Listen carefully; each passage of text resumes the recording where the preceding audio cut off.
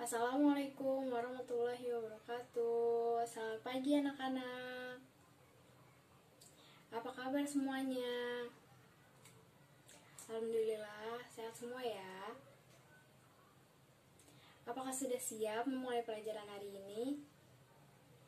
Baiklah, kalau sudah siap, sebelum kita memulai pelajaran hari ini, mari kita berdoa terlebih dahulu. Berdoa menurut kepercayaan dan agama masing-masing. Berdoa dimulai. Amin, berdoa selesai. Kemarin kita sudah membahas materi tentang ceramah. Apakah masih ada yang ingat ceramah itu apa? Ya, betul, ceramah adalah pidato yang menyampaikan pidato ajaran agama. Ajaran-ajaran tersebut berupa nasihat, petuah-petuah, petunjuk, dan kisah-kisah. Unsur-unsur ceramah ada apa aja? Ya, satu, ada penceramah. Penceramah adalah orang yang melakukan kegiatan ceramah. Kedua, ada pendengar. Pendengar adalah yang mendengarkan sampaian materi dari penceramah. Ketiga, ada materi. Keempat, ada metode ceramah. Dan kelima, ada media ceramah. Selanjutnya ada apa lagi? Ya, betul, ada struktur ceramah. Struktur ceramah yang pertama ada pendahuluan. Pendahuluan berisi tentang pembuka dan pengantar. Selanjutnya, yang kedua ada isi ceramah. Isi ceramah itu berisi inti dan gagasan. Yang ketiga ada penutup. Penutup berisi tentang simpulan, ucapan permintaan maaf, dan salam penutup. Selanjutnya, apakah ada yang ingin ditanyakan tentang materi ceramah? Baik, kalau tidak ada yang ingin ditanyakan, selanjutnya kita akan mempelajari materi tentang cerpen. Apakah ada yang tahu cerpen itu apa? Ya, bagus. Cerpen adalah singkatan dari cerita pendek.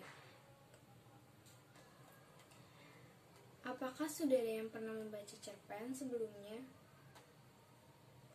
Wah, ternyata sudah ada yang pernah membaca cerpen berjudul Robohnya Surau Kami. Cerpen tersebut adalah salah satu dari karya Ali Akbar Nafis, atau yang biasa kita kenal adalah A.A. Nafis. Cerpen Robohnya Surau Kami bertemakan kepala keluarga yang lalai dalam menghidupi keluarganya. Lalu amanat yang dapat kita ambil dari cerpen Robohnya Surau Kami adalah: 1. Jangan egois. 2. Jangan menyia-nyiakan apa yang telah kita miliki. Selanjutnya, Ibu akan menjelaskan materi tentang cerpen. Pengertian dari cerpen adalah salah satu jenis karya sastra yang bentuknya prosa fiksi. Cerpen memiliki struktur. Struktur yang pertama yaitu abstrak. Abstrak adalah bagian cerita yang menggambarkan keseluruhan isi. Kedua, ada orientasi atau pengenalan cerita. Biasanya penulis ingin memulainya dengan menggambarkan penokohan. Ketiga, ada komplikasi. Komplikasi atau puncak masalah yaitu bagian cerpen yang menceritakan puncak masalah yang dialami oleh tokoh utama. Keempat, ada evaluasi. Evaluasi yaitu bagian yang menyatakan komentar pengarang atas peristiwa puncak yang telah diceritakannya. Kelima, ada resolusi. Resolusi adalah tahap penyelesaian akhir dari seluruh rangkaian cerita. Keenam, ada koda. Koda merupakan komentar akhir terhadap keseluruhan isi cerita. Selanjutnya, dalam cerpen terdapat unsur-unsur intrinsik. Unsur-unsur intrinsik yang pertama adalah tema. Tema adalah suatu pokok masalah yang mendasari sebuah cerita. Kedua, alur atau plot. Alur atau plot adalah sebuah langkah atau jalan dari sebuah cerita. Contohnya, bertemu dengannya mau tidak mau mengingatkan kembali pada pengalaman kami dahulu. Itu contohnya alur mundur atau kilas balik. Ketiga, penokohan atau perwatakan.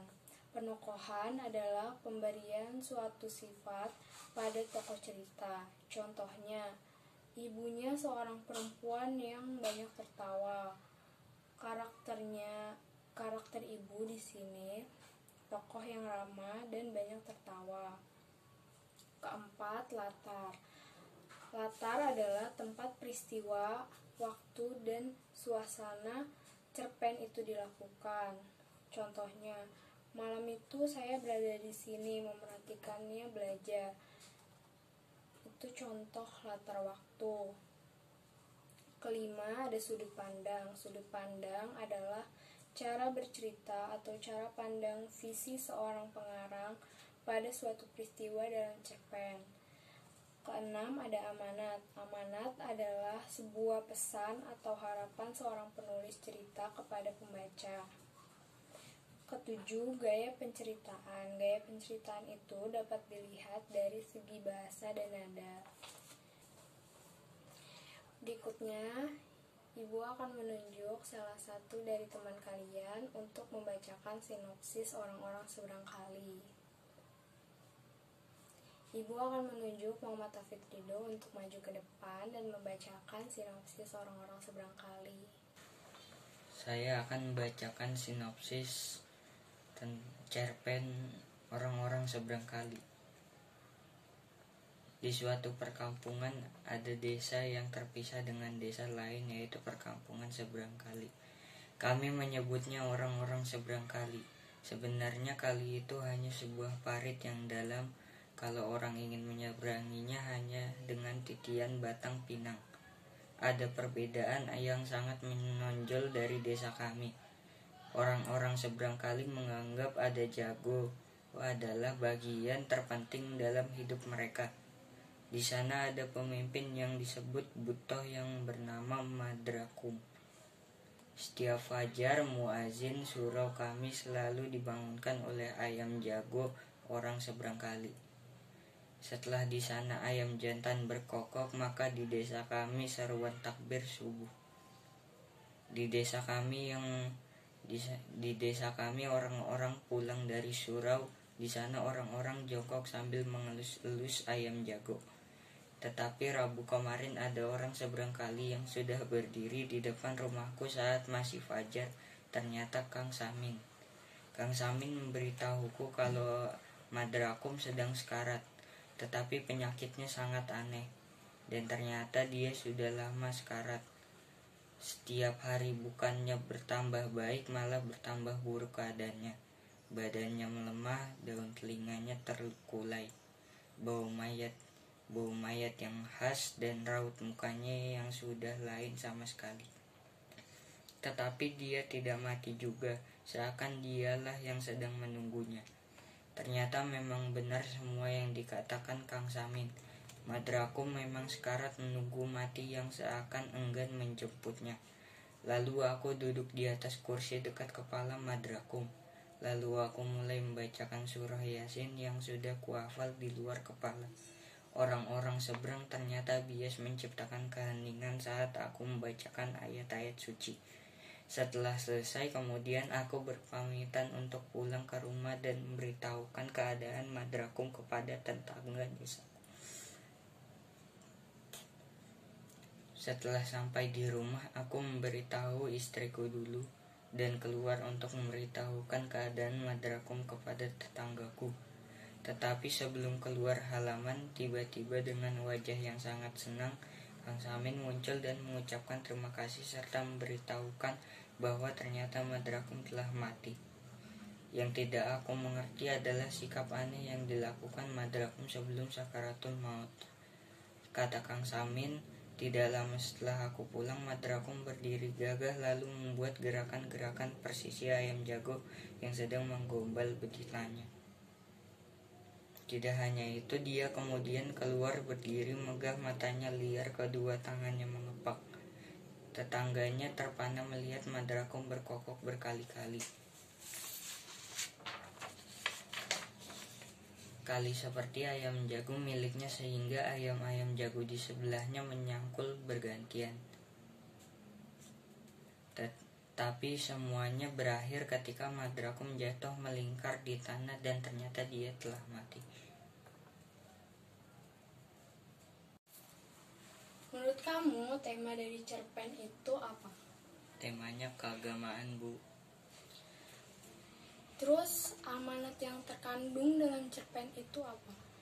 Amanat yang terkandung dalam cerpen berjudul Orang-orang Seberang Kali adalah bahwa kita jangan suka mengadu ayam-ayam jago, karena perbuatan tersebut dilarang oleh agama. Perbuatan mengadu ayam jago sama juga menyiksa ayam-ayam tersebut, apalagi kalau perbuatan itu disertai judi. Ya bagus, selanjutnya coba jelasin tentang penokohan aku di cerpen Orang-orang Seberang Kali.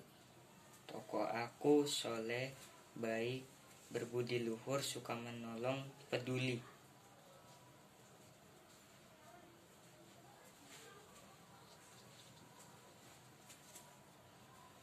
Bagus, terima kasih sudah menjelaskan. Baik, terima kasih Hafiz sudah membacakan sinopsis dari cerpen Orang-orang Seberang Kali. Bagus, Hafiz sudah menjelaskan apa itu tema dari cerpen Orang-orang Seberang Kali. Lalu amanat yang terkandung dalam cerpen dan penokohan dari aku. Kekurangannya intonasinya bisa lebih baik lagi ya. Selanjutnya, sekian materi hari ini. Minggu depan kita akan mempelajari materi tentang drama. Mohon dibaca materinya di halaman 168.